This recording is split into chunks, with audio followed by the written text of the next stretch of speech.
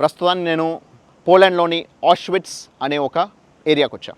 So పోలాండ్లోని ఆష్విట్స్ అనే area గురించి మాట్లాడాలంటేనే నాకు చాలా చాలా చాలా బాధగా ఉంది. ఇంత పెద్ద బిల్డింగ్లో ఒక చిన్న వెంటిలేషన్ మాత్రమే ఉండేదన్నమాట. సో ఆ చిన్న వెంటిలేషన్ నుంచి ఇన్సెక్ట్స్ని, కెమికల్స్ని పంపించి మాస్ కిల్లింగ్ చేసేవాళ్ళంట. ఇది ఒక శాంపుల్ గ్యాస్ చేంబర్ ఎలా ఉండేదనేది. ఈ పెస్టిసైడ్ని యూస్ చేసేవాళ్ళు గ్యాస్ చేంబర్స్లో చంపడం కోసం. గ్యాస్ చేంబర్లో వాళ్ళు చనిపోయిన తర్వాత వాళ్ళ హెయిర్తో వీళ్ళు టెక్స్టైల్స్ని తయారు చేసేవాళ్ళు అనమాట. ఇక్కడ వాళ్ళు గ్యాస్ చేంబర్లోకి వెళ్ళడానికి ముందు వాళ్ళ ఆర్టిఫిషియల్ లిమ్స్ అవన్నీ కూడా ఇప్పించేవాళ్ళు అనమాట. చిన్న పిల్లల డ్రెస్సులు ఏవైతే దొరికాయో ఇక్కడ వీళ్ళు సపరేట్గా పెట్టారు. ఇంత చిన్న పిల్లలు చూడండి. థౌజండ్స్ ఆఫ్ పీపుల్ని ఒక రోజులో విషపు గ్యాసెస్ వదిలి ఎలా చంపారో ఆ పర్టికులర్ గ్యాస్ చేంబర్ లోపలికి వెళ్తున్నాం. ఇది ఆ గ్యాస్ చేంబర్. కొన్ని వేల లక్షల మంది ప్రాణాలు తీసుకున్న గ్యాస్ చేంబర్.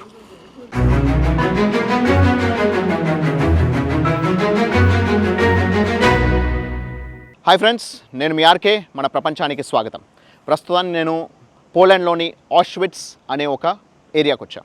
సో పోలాండ్లోని ఆష్విట్స్ అనే ఏరియా గురించి మాట్లాడాలంటేనే నాకు చాలా చాలా చాలా బాధగా ఉంది. ఎందుకంటే ఇదేదో గొప్ప ప్రదేశమో, లేకపోతే హిస్టారికల్గా చాలా ఇంపార్టెంట్ ప్లేసో, లేకపోతే ఇదేదో మనం చూడగానే చాలా సంతోషించే ప్రదేశమో కాదు. చాలా చాలా చాలా దుఃఖభరితమైన లొకేషన్ ఇది. సో ప్రపంచంలోనే అతి దారుణమైన, అతి కిరాతకమైన మానవ సంహారం, మారణ హోమం జరిగిన స్థలం ఇది. సో అలాంటి ప్లేస్లో ఉన్నాను ప్రస్తుతానికి. So Auschwitz concentration camp, Nazi Germans వాళ్ళు, అంటే హిట్లర్ ఏర్పాటు చేసిన క్యాంప్ ఇది. సో ఇది పోలాండ్లో. సో దాని గురించి మనం మాట్లాడదాము. ఈ పర్టికులర్ క్యాంప్లో కొన్ని లక్షల మందిని, అఫీషియల్ లెక్కల ప్రకారమే 11 లక్షల మందిని చంపేశారు. 11 లక్షల మందిని, 13 లక్షల మందిని తీసుకొస్తే 11 లక్షల మందిని ఇక్కడ నరమేధం చేశారు. సో దాని గురించి మనం మాట్లాడదాము. సో ఎవరికైనా ఇది డిస్టర్బింగ్ అనిపించేటైతే ఐఎమ్ సారీ అబౌట్ ఇట్. కాకపోతే it's a very very huge disturbing visuals. Official లెక్కల ప్రకారమే 11 లక్షల మందిని ఈ ఒక్క ఏరియాలో చంపారంటే ఇది ఎంత దారుణమైన లొకేషన్ అర్థం చేసుకోండి. సో దీని గురించి మనం లోపలికి వెళ్తూ ఈ పర్టికులర్ ఏరియా గురించి, ఈ పర్టికులర్ కాన్సన్ట్రేషన్ క్యాంప్ గురించి మనం మాట్లాడదాం. ఆష్విట్స్ బర్కెనౌ అని చెప్పేసి రాసింది. సో ఇది మెమోరియల్ అండ్ మ్యూజియం అనమాట. సో ఇక్కడ ఈ మెమోరియల్ అండ్ మ్యూజియంలో మనకి ఈవినింగ్ ఆఫ్టర్ 4 తర్వాత ఫ్రీ ఎంట్రీ కూడా ఉంటుంది. మనం కావాలంటే వెళ్ళి లోపల చూసుకోవచ్చు. కాకపోతే ఇక్కడ అంతా పోలిష్ లాంగ్వేజ్లో ఉంటుంది, మనకేం అర్థం కాదు. ఒక guided tour, so English guided tour 3:30కి స్లాట్ ఇచ్చారు. సో 3:30 స్లాట్కి మనం వెళ్ళబోతున్నాము. ఒక 3 hours టూర్ ఉంటుందంట. సో ఇక్కడ మొత్తం కంప్లీట్ ఇన్ఫర్మేషన్ అంతా మనకు చెప్పబోతున్నారు. సో ఇది చాలా చాలా చాలా పెయిన్ఫుల్ స్టోరీ. బట్ స్టిల్ మనం దీని డీటెయిల్స్ అన్నీ తెలుసుకొని మీకు అన్ని చెప్పడం కోసం నేను ఇది ఇన్ఫర్మేషన్ తెలుసుకోబోతున్నాను, మీకు చూపించబోతున్నాను. ఎందుకంటే మనం ఇంతకుముందే కాశ్మీర్ ఫైల్స్ అనే సినిమాలో చూసుకున్నాం ఎంత దారుణంగా మనకి కాశ్మీర్లో మనకి హిందువుల్ని ఎంత దారుణంగా వాళ్ళు అక్కడ వాళ్ళని హింసించారు, చంపారనేది. సో ఇక్కడ పోలాండ్ వాళ్ళని, ముఖ్యంగా పోలాండ్లో ఉండే జ్యూస్ని ఎంత దారుణంగా చంపారు అనే దాని గురించి ఇన్ఫర్మేషన్ అంతా మీకు చెప్పబోతున్నాను, చూపించబోతున్నాను. సో ఈ ఆష్విట్స్లో ఇంగ్లీష్ గైడెడ్ టూర్ అనేది స్టార్ట్ చేసాము. సో ఇక్కడ మాకు హెడ్ ఫోన్స్ ఇచ్చారు. సో గైడ్ అనేది ముందట నడుస్తున్నాడు. సో ఇప్పుడు మేము నడుస్తున్నంతా కూడా ఈ ఆష్విట్స్ కాన్సన్ట్రేషన్ క్యాంప్ అన్నమాట. సో ఈ క్యాంప్ ఎలా ఉంది, ఆ తర్వాత ఇక్కడ ఏమేమి జరిగేవి అనేది మీకు తొందరగానే ఎక్స్ప్లెయిన్ చేస్తాను.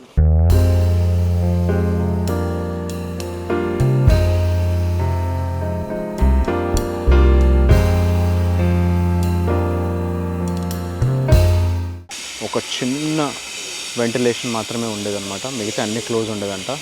సో ఆ చిన్న వెంటిలేషన్ నుంచి ఇన్సెక్ట్స్ని, కెమికల్స్ని పంపించి మాస్ కిల్లింగ్ చేసేవాళ్ళంట.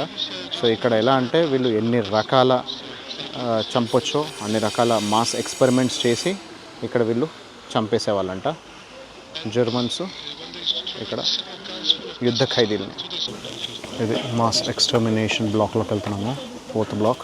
దీంట్లో ఎలా అంటే ఒక్క బుల్లెట్తో ఒక్కరిని కాకుండా 2, 3, 4, 5 ఎలా చంపాలో అని చెప్పేసి అని ఎక్స్పెరిమెంట్స్ చేసేవాళ్ళంట.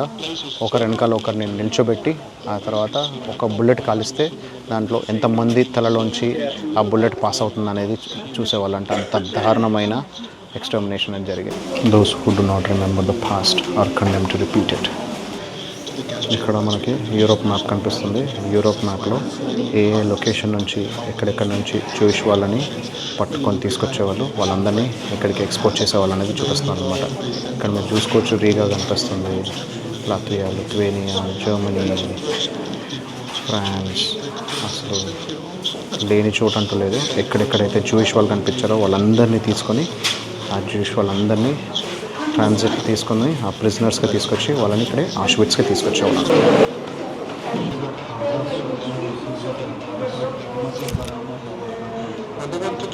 ఎవరైతే ఇక్కడ ఈ విండో నుంచి పారిపోవడానికి ప్రయత్నించారో ఇక్కడ చూసుకుంటే మనకి అయితే ఎలక్ట్రికల్ ఫెన్సింగ్ ఉంది, లేదంటే ఇక్కడ వాచ్ టవర్స్ నుంచి వాళ్ళు కాల్చి చంపేసేవాళ్ళు అనమాట.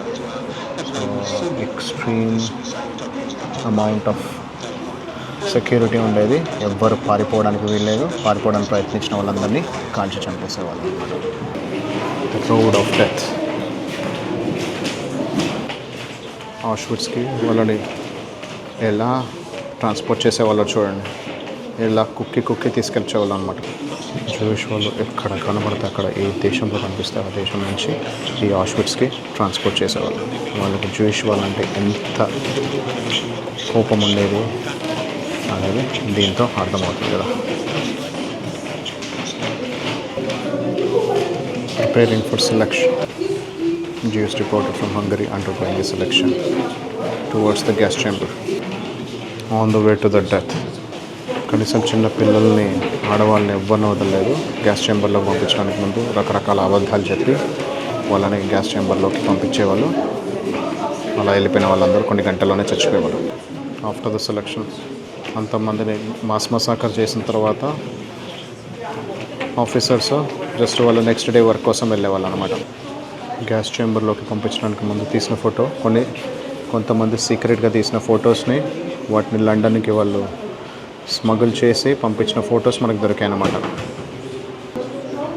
ఫోటోగ్రాఫ్ అనేది ఇల్లీగల్గా తీసి ప్రపంచానికి తెలియాలి అని చెప్పేసి కొన్ని ఫోటోలు తీశారు. ఆ ఫోటోలే మనకు కనిపిస్తుంది. ఇది ఒక శాంపుల్ గ్యాస్ చేంబర్ ఎలా ఉండేది అనేది.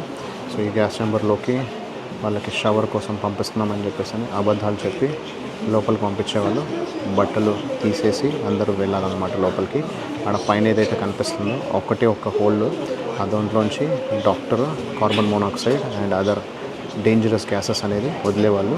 వదిలేస్తే 15-20 నిమిషాల్లో గంట లోపలే అందరూ చనిపోయాక వాళ్ళందరినీ మళ్ళీ ఎక్కడికక్కడ వాళ్ళని చంపిన బాడీస్ని కట్ చేసి ఆ తర్వాత వాటన్నిటిని క్రిమేట్ చేసేవాళ్ళంట. అంటే ఏ ఒక్క ప్రూఫ్ దొరకకుండా ఇక్కడ ఎవరెవరిని చంపారు అనే విషయం కూడా ఎవరికి తెలియకుండా అలా అంత దారుణంగా వీళ్ళు ప్లాన్ చేసి ఇక్కడ గ్యాస్ చేంబర్స్లో రోజుకి 3000 మంది చొప్పున అలా కొన్ని సంవత్సరాల పాటు వీళ్ళు ఇలా గ్యాస్ చేంబర్లో లక్షల మందిని చంపేశారు. ఈ పెస్టిసైడ్ని యూజ్ చేసేవాళ్ళు గ్యాస్ చేంబర్స్లో చంపడం కోసం. సో ఇవన్నీ డబ్బాలు కనిపించాయి అన్నమాట. ఏ పెస్టిసైడ్ యూజ్ చేశారో అవి కూడా పెట్టారు ఇక్కడ. ఇక్కడ మీకు ఏదైతే కుప్పలుగా కనిపిస్తుందో ఇవి హ్యూమన్ హెయిర్తో తయారు చేసిన టెక్స్టైల్స్ అనమాట. ఒక 40,000 మంది సంబంధించిన హ్యూమన్ హెయిర్ తీసుకుని, అంటే గ్యాస్ చేంబర్లో వాళ్ళు చనిపోయిన తర్వాత వాళ్ళ హెయిర్తో వీళ్ళు టెక్స్టైల్స్ని తయారు చేసేవాళ్ళు అనమాట. ఎంత దారుణం చూడండి. And this barrack are some of the belongings plundered from the victims of the Auschwitz found after the liberation of the camp. కళ్ళజోళ్ళు ఎవరెవరైతే ఇక్కడ పాపం చనిపోయారో వాళ్ళ కళ్ళజోళ్ళు అనమాట. అవన్నీ ఇక్కడ ఒక దగ్గర సేవ్ చేసి పెట్టారు. జూయిష్ వాళ్ళు ప్రేయర్ చేయడం కోసం వాడిన షాల్స్. వాళ్ళకి ఇక్కడ ఏవేవైతే దొరికాయో కాన్సన్ట్రేషన్ క్యాంప్ నుంచి అవన్నీ కూడా తీసుకొని ఇక్కడ వాళ్ళు వాడిన దువ్వెనలు, అప్పటి దువ్వెనలు అన్నీ కూడా ఇలా ఫోటో తీసి పెట్టారు చూడండి. చనిపోయిన వాళ్ళందరి బట్టలన్నీ పిచ్చి లోపలికి పంపించేవాళ్ళు కాబట్టి వాళ్ళ బట్టలు అనమాట.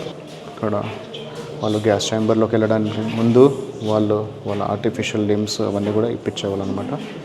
సో వాళ్ళు చేతి కర్రలు, వాళ్ళు ఏవైతే వాళ్ళు వేసుకున్న వాళ్ళ బాడీలో ఉన్న పార్ట్స్ అన్నీ కూడా ఇక్కడ మనం చూసుకోవచ్చు.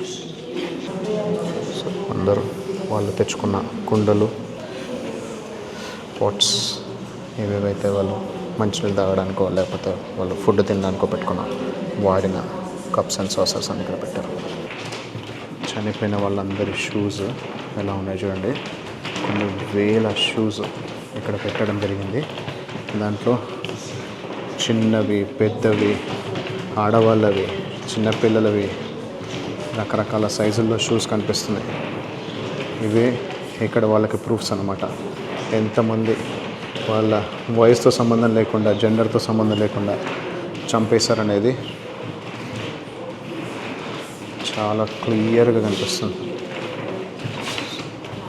ఇవన్నీ కూడా అప్పట్లో ప్రిజనర్స్ వాడిన ఒరిజినల్ షూస్. వాటన్నిటిని ప్రిజర్వ్ చేసి ఇక్కడ వీళ్ళు గ్లాస్ డోర్స్ మధ్యలో పెట్టారు.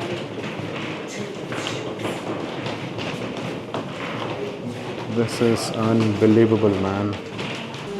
ఇక్కడ కూడా అన్ని షూస్, చిన్న చిన్న పిల్లలవి, ఆడవాళ్ళవి, పెద్దవాళ్ళవి, అన్ని రకాలు.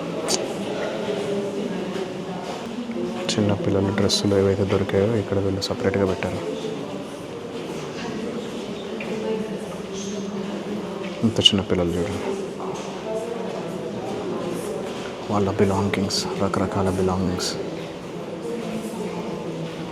ట్రంక్ పెట్టెల నుంచి అన్ని రకాల బుట్టల వరకు. వాళ్ళ పేర్లు కూడా చూడొచ్చు మనం. ఎవరికి వాళ్ళు వాళ్ళ పేర్లు కూడా రాసి పెట్టుకున్నారు పాపం. క్లైంగర్, స్నిట్గా అని.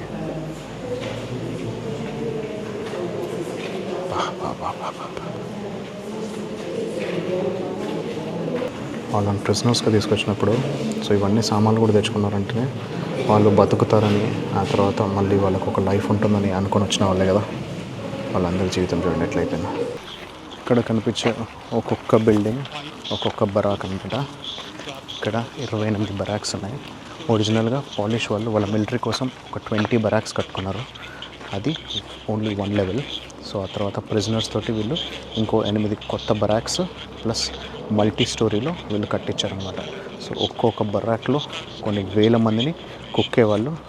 ఆ తర్వాత ఇక్కడ గ్యాస్ చేంబర్స్లోకి తీసుకెళ్ళి వాళ్ళని మాస్ మర్డర్ చేసేవాళ్ళు అనమాట. ఇప్పుడు ఈ బ్లాక్లో, ఈ బరాక్లో మనం లివింగ్ అండ్ శానిటరీ కండిషన్స్ చూడబోతున్నాము. కొన్ని వేల మందిని ఒక్కొక్క బరాక్లో ఉంచేవాళ్ళంట.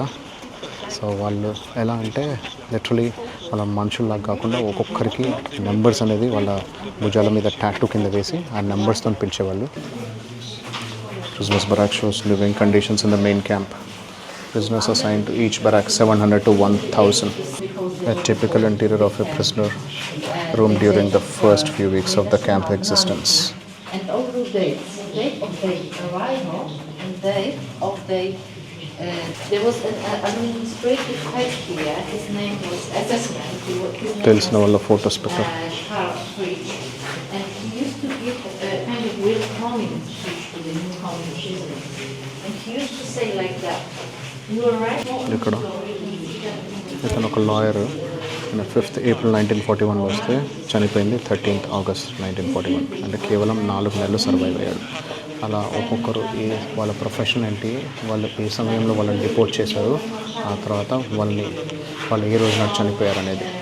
సో వీళ్ళ లివింగ్ కండిషన్ ఎంత దారుణంగా అంటే ఒకవేళ 6 నెలల పాటు వాళ్ళు బతికేటైతే ఆ బతికిన వాళ్ళకి అప్పుడు ఒకసారి వాళ్ళకి అండర్వేర్ మార్చుకోవడానికి అవకాశం ఉండేది. సంవత్సరం కనుక ఎవరైనా సర్వైవ్ అయితే ఆ సంవత్సరం పాటు సర్వైవ్ అయిన వాళ్ళకి షవర్ చేసుకోవడానికి అవకాశం ఉండేది. అంత దారుణమైన లివింగ్ అండ్ శానిటరీ కండిషన్ అనేది వీళ్ళకి ప్రొవైడ్ చేశారు. ఇది టిపికల్ బాత్రూమ్ అన్నమాట. కొన్ని వందల మంది ఒకటిసారి యూజ్ చేసుకోవాల్సిన టాయిలెట్ ఇది ఇన్స్టాల్ చేయడానికి ముందు అంత ఓపెన్గా ఉండేది. Typical interior of a prisoner room.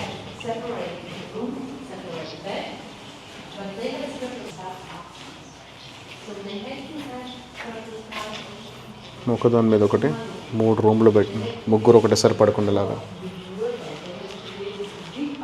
ఎలా ఉండదు చూసుకోండి. ఇక్కడ ఏదైతే వాల్ కనిపిస్తుందో దీన్ని డెత్ వాల్ అనేవాళ్ళు. సో ఇక్కడ మనకి జలియన్ వాలాబాగ్లో ఎలా అయితే మాస్ మసాకర్ జరిగిందో ఇక్కడ పొలిటికల్ ప్రిజనర్స్ని ఎవరైతే వీళ్ళకి అడ్డు చెప్పిన పోలీస్ వాళ్ళు ఉన్నారో వాళ్ళందరినీ తీసుకొచ్చి ఇక్కడ మాస్ మర్డర్ చేసేవాళ్ళు అనమాట ఈ పర్టికులర్ వాల్కి. సో అందుకే దీన్ని డెత్ వాల్ అని పిలిచేవాళ్ళు అనమాట. కొన్ని వేల లక్షల మంది ప్రాణాలు తీసుకున్నాం. వాల్ ఇది. ఇవన్నీ చాలామంది వస్తువులు ఎలా దొరికాయంటే సోవియట్ ఆర్మీ వాళ్ళు ఫైనల్లీ ఇక్కడ 1945లో లిబరేట్ చేసినప్పుడు ఆ సమయంలో దొరికిన డెడ్ బాడీస్, వాటి వస్తువులన్నీ ఇక్కడ వీళ్ళు మ్యూజియంలో పెట్టడం జరిగింది. డెత్ పెనాల్టీ వేసి షాట్ చేసిన వాళ్ళది బట్టలు ఇక్కడ ఇప్పించేసి ఆ తర్వాత బట్టలు లేకుండా ఉన్న వాళ్ళని తీసుకొచ్చి షూట్ చేసేవాళ్ళు. అక్కడ ఒక హ్యూజ్ సైరన్ ఉంది. ఎవరన్నా పారిపోవాలని ప్రయత్నిస్తే ఈ హ్యూజ్ సైరన్ మోగించేవాళ్ళు. సో అందరూ పోలీసులు అందరూ అలర్ట్ అయిపోయి ఇక్కడ ఉన్న వాళ్ళందరూ ఎవరు కనబడితే వాళ్ళని కాల్చి పడేసేవాళ్ళు. ఇది క్యాంప్ వాళ్ళ కిచెన్. సో ఆఫీసర్స్ కోసం వాళ్ళు వాడే కిచెన్ అండ్ హీటింగ్ ప్లేస్. ఎందుకంటే ఇక్కడ -25 to -30 degrees టెంపరేచర్ ఉంటుందంట.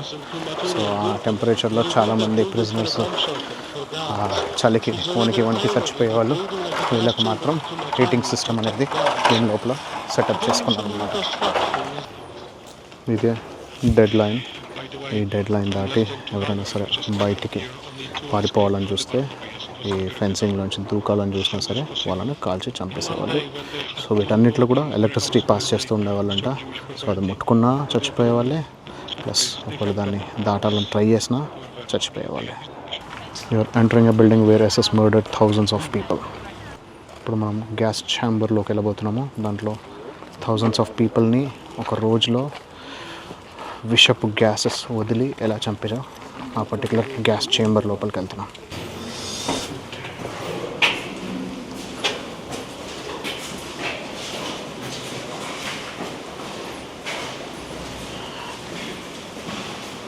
ఇది ఆ గ్యాస్ చేంబర్.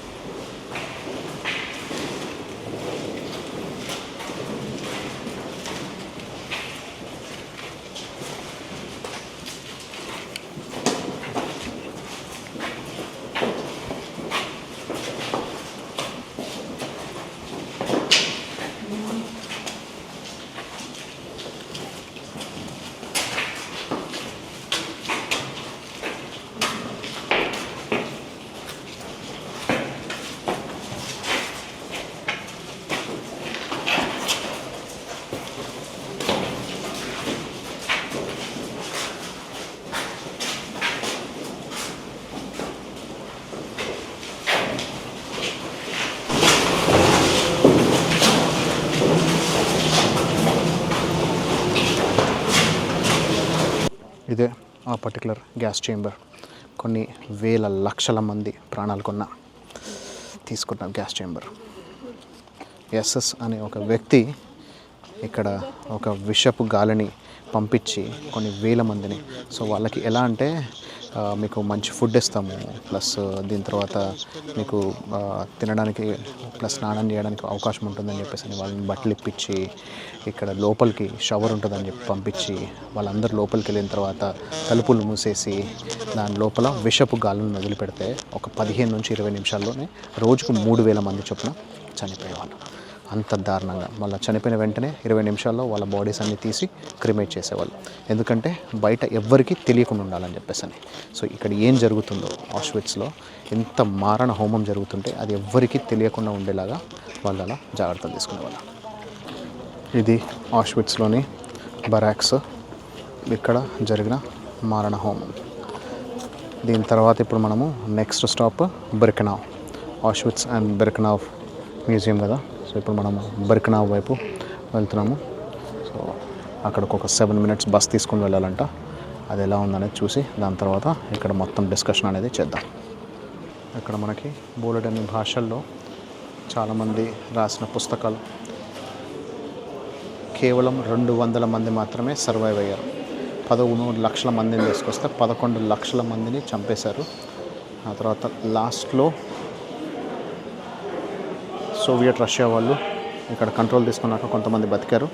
కానీ ఈ పర్టికులర్ దీనిలోంచి బయటపడింది తప్పించుకొని కేవలం 200 మంది మాత్రమే సర్వైవర్స్. ఇక్కడ ఒక బుక్ స్టోర్ ఉంది. దీంట్లో ఏంటంటే ఎవరైతే సర్వైవర్స్ ఉన్నారో వాళ్ళు రాసిన పుస్తకాలు రకరకాల భాషల్లో వాళ్ళు అనుభవించిన దారుణమైన సిచ్యువేషన్స్ అవన్నీ కూడా ఇక్కడ పుస్తకాల్లో పొందుపరిచారనమాట. సో రకరకాల భాషల్లో అవైలబుల్ ఉంది. సో కావాలనుకునే వాళ్ళు కొనుక్కుంటారనమాట. సో అసలు ఇక్కడ సిచ్యువేషన్స్ వింటుంటేనే దారుణాతి దారుణం, అత్యంత దారుణమైన సిచ్యువేషన్.